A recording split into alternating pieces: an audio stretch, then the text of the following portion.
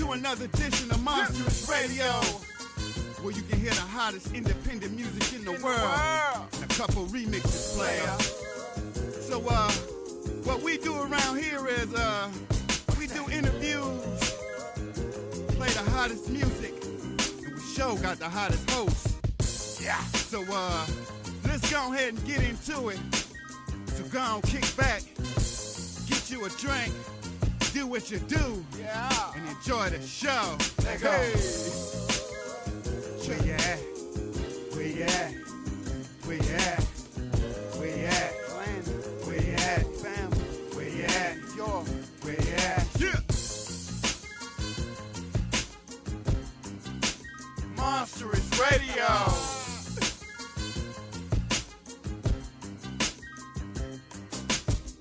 Is that you, Scorpio? We got you on the line, bro. Hello. Hey, what's going on? What's going on? Yeah. How you doing? Hey, what's going on? Ain't nothing, man. Just checking in on Minnesota, man, seeing what's going on out there, you know? Well, hey, everything is everything out here, you know what I mean? Hey, we're just trying to find out what's going on with you and the rest of the gang, man. I mean, and what's going on with y'all?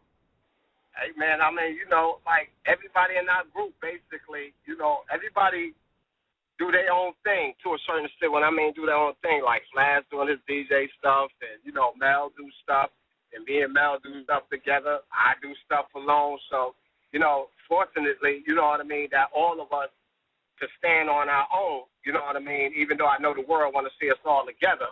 But, you know, until that moment happened, you know, we all just hustle. You know, that's what we do. Right. Okay. So, all right, bro, let's get into it. You know what I mean? We call our shows around here MRIs, or Monsters Radio interviews, but, hey, we like to get in depth. You know what I mean? So, hey, what could you tell us, like, how did Scorpio, just you as an artist, I mean, where did it all begin, bro? Well, I mean, you know, well, I started at the same time the rest of the guys started. You know, it's basically in the Bronx. You know what I mean? You know, we all started out as break dancers, and believe it or not, that's how we met Flash. Because me and Melly Mel used to be in the break dance group in our public school and junior high school. And one time, you know, Flash came to our neighborhood, and his crew challenged our crew, and we beat him in break dancing. And that's how, you know, we was introduced to each other. Then ultimately he started just hanging out in our neighborhood, and that's when he made his, you know, the Grandmaster Flash, you know, as the DJs was hot before the MCs in our neighborhood. Right. So that's how we all started, you know what I mean? You know, we was break dancers first, and this is way before Rocksteady and all of that, you know? Okay. That's what it do. So, all right, so seeing that, you know, that you guys have been inducted into, like, you guys are getting, like, crazy awards. Like, y'all been inducted into the Rock and Roll Hall of Fame. You guys are getting crazy hip-hop honors. Did you guys ever think, I mean, we all as artists, we all dream to say, I'm going to be on TV, I'm going to do big things. But did you guys really think that you guys was going to do it this big, this long, and this strong? I mean, nah. I mean, we didn't have that type of foresight. You know, we was just content with being just ghetto celebrities, you know, ghetto superstars. That's what we was. We was like the biggest group, you know, in all of the 5 boroughs. And we was good with that. You know, matter of fact, before Sugar Hill, Rappers Delight even came up, you know, you know what I mean? A lot of companies used to approach us, but we didn't have the vision, you know what I mean? Because what we was doing was rocking parties. You know, we'd play a party like 3-4 hours. So it was like, it was hard to visualize how do you take that energy and condense it down to 3 minutes. You know what I mean? So it's like, you want to do a record? It's like, what? What are you talking about? You know what I mean? So, you know, you have to answer that question direct. Not at all. Not at all. You know what I mean? It actually took the record of Rapper's Delight to come out, you know, for us to really get into, like, you know what I mean? What? You kidding me? You know what I mean? Because we was doing that, like, in the Bronx, like, for 4 or 5 years before that record even came out. And you know how the Bronx was, you know what I mean? It's like everybody knows everybody crew. So when they came out and nobody never heard of them, it really pissed everybody off. You know what I mean? It pissed us off, you know, every crew and everything, because it was like, we know for fact that they wasn't an official group. You know what I mean? They was a put-together group. Right. But at the same time, you know what I mean, they was taking, you know, in our eyes, they was taking something that we created and put it out on wax, even though we had opportunities, but we didn't have the foresight. So I guess that's why Miss Rob is, you know, is definitely could be deemed like the queen of hip-hop, because she had that insight, that foresight to put it on record, whereas we didn't. Mm-hmm. Okay. All right, I'm going to hit you up with another question. I'll let some of my co-hosts get at you because, hey, bro, I know they over there like double dutch just waiting to ask you a question. You dig? Because, hey, it's a big thing you being on the show around here. So, all right, so basically, you know, knowing that you guys have basically paved the way, opened the door for all hip-hop, you know what I mean? You guys paved the way, made the sidewalk for the rest of us to walk on. Now, in all the directions that hip-hop has gone through and you know, all the evolutions, you know what I mean? How did you feel about the state of hip-hop today? I mean, you know, the hip-hop today, you know, I always, you know, tell cats, you know, if you could get in today and have your business right, it's the best time actually to be in, as far as like just economic-wise, you know what I mean? Because we're ready to knock down all of the doors, and now that, you know, the Fortune 500 companies and all America and all of the world accept it, that's why cats now is getting the paper, you know what I mean, that they getting. Because, you know, for the first 10 years, you know what I mean, even when we was doing it, no matter what, everybody kept thinking it was a fad. Now the whole world understands it. You can't look at TV, commercial, anything without seeing some type of, you know, hip-hop flavor. You know what I mean? That's why they name it shows, loving hip-hop, everything. They cashing in crazy off of hip-hop now. So, you know, if you got your business right, it's the best time to get in, you know. But on the flip side, it's like, you know, I still appreciate the originality of when we came up, you know what I mean?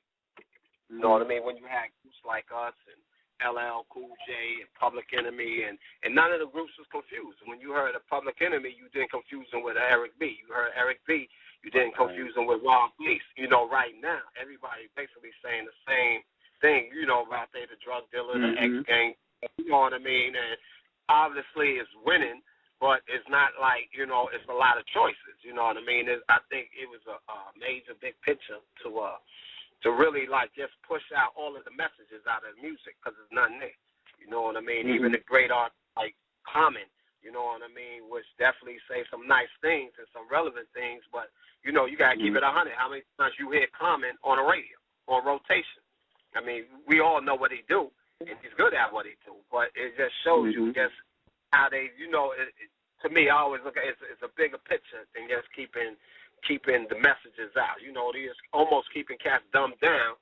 At the same time, they making money. They keeping, you know, the rest of the, you know, society and the youth dumbed down because you don't got much to go on. You know, like when we came up, you had your NWAs. That was real gangster talking reckless, but right after that, you can hear Public Enemy. You know what I mean? Or you can hear, you know what I mean, Dead Prez, or, you know, even though they, you know, came after us, but you had options. Right now, most cats know to really get in, you got to talk reckless. True that. Hey, that's real. The balance is gone. Definitely. Oh, the balance. It's 100% gone. You know, it's no way. There's no way, and it's a sad state where I cats, and I know everybody else ain't trying to really live that rah-rah lifestyle because, you know, 9 out of 10 of them, they don't live like that. They ain't reckless like that. You don't run around with 30 dudes and all of that. But I understand on the flip side, cats trying to get paper, and they like, yo, if I do the message or the Public Enemy route or the Dead Prez is like I'm preaching. Nobody even, you know, you take that up to a record company, that, oh, man, sound like you preaching. So, I mean, what you talking about? I always thought, you know, preaching, if you want to take it back to the evolution of preaching is the only thing that got our people through all what we went through. You know what I mean? If it wasn't for the word and, you know, going through all of the other stuff, the slavery, if you couldn't get together and hear a word and you know, say something really uplifting, now all of a sudden it's like it's a problem to say some uplifting words. You know what I mean? It's crazy to me. It's really crazy. You know what I mean? It's actually whack. You know what I mean? And I'm not hating on none of them cats because I don't know them personally enough to hate on them. You know, and it's not even them because they just reaping the benefits of the original seed, like you put down. But at the end of the day, they cut off all messages. You can't even. I mean, listen. Unless I'm just living in a bubble. If y'all can tell me some real hot groups that y'all hear on rotation on the radio, I ain't talking what you personally pick up and who you rocking with. I'm talking about on the radio. That's really saying some relevant stuff or helping uplifting people, man. I mean, you can't even say nothing, and that's sad. True that. And hey, honestly, I think that's why, like, and it's it's a real shame to say about the game today. You know what I mean? Because music industry's always has its dominance, but it seems like today a lot of the youth that's coming up, they don't even want to hear a lot of the stuff they hear on the radio or what's coming out. They're going back to the 80s. They're going back listening to the old X-Clans and the Messages, Grandmaster Flash, Melly Mel, Furious 5. That's what they're going back. Houdini. You know what I mean? That's what they're going back to listen to. You know what I mean? So yeah, I totally feel you on that one. So so what do you think us as artists? What are we gonna have to do to change it back? You know, you guys started it and made y'all's way. What can we do as artists today to pave a way like you guys done and change the way music is today? Well, to be honest, it's almost, it ain't much that could be done, bro. You know what I mean? This is what it is. And it's sad to say because, you look at it like any other genre, whether sports or whatever, even the way they took all of the classic hip-hop artists out the game. You know what I mean? Now listen, now most likely the person who invented rock and roll is dead. The person who invented jazz is dead. There's like a lot of the great, music is dead. Classic music dead. Now here it is. You got the cats that actually invented this, walking amongst them. You know what I mean? And they treat us like we like some old book that's supposed to be talked about on a coffee table. You understand what I'm saying? It's like even the new artists, even if they don't know who we are, it's a DNA tree. You know what I mean? Now, might not be your rapper, your favorite rapper, or somebody that you even know, but if you like Lil Wayne and you say who he grew up listening to, he going to name somebody. It's going to go down, down, down. Then by the time they get to Run DMC, you ask Run DMC, so who did y'all listen to? It's going to go right back to us. Yeah. You know what I mean? It ain't like it ain't a tree, and it ain't like the knowledge ain't there. You know what I mean? But at the end of the day, these cats don't even want to know. So to say how can they get back, first of all, it's like the new cats, you know what I mean, don't even want to really acknowledge the other cats. And I'm not just talking about our group. If you listen or hear what's really going on, only thing you hear a lot of old school cats really doing is shows. You know what I mean? When you hear like the Dougie Freshes, the Houdinis, and this and that, only thing old cats really lane is now is really shows. Every once in a while, somebody might, slip through a crack and do something, this and that, but nothing to a major level where it can change the game. And the only way it's really going to change unless one of us get really hot. And then it'll be that lane where it's like, let's go back to the old school cats and let's get them to do this and do that. But a younger cat ain't going to be able to bring that back. You know what I mean? Not at all. Because, first of all, they don't want to do enough homework to learn the true story of it, to appreciate it, to interpret it. You know what I mean? They want to skip that class. They just want to go straight to the, you know what I mean, what's popping now. Listen, at the end of the day, for the last 10 years, 15 years, it's been gone. It's out of music, man. I think the last real heavy hitter probably in the industry probably was Public Enemy. That was saying stuff, even if you disagree with it, F him and John Wayne, Elvis a straight up racist. Now, Revy was what? But, that was the last of the black voice. You know what I mean? The black youth saying something like on that other level. And then you see they shut all of that down. It ain't been no group since then. If it is, it's not like I know every group, but if y'all know, please enlighten me because I haven't heard no group really kicking it on the radio. I ain't talking about, like I keep saying, like, Dead Prez and you'll pick them up or you might bump his stuff. I'm talking on the radio so the masses can hear. Right. Yeah, they even tried to box out Tupac at times when Tupac had but see, and you're right, but see, he was smart enough to drop the wisdom and the knowledge, but still drop the ignorant stuff to keep the masses going. So he definitely, matter of fact, you're right. Pac was probably like the smartest one out of that next level, because he would drop the dead mamas and stuff like that, and then he'd shoot you some ignorant shit just to get high off of and bob your head and feel like you want to wild out. You know what I mean? So you're right. Pac was the last. I would definitely say Pac, real last, because you know what I mean. And to me, he's like one of my favorite, MCs.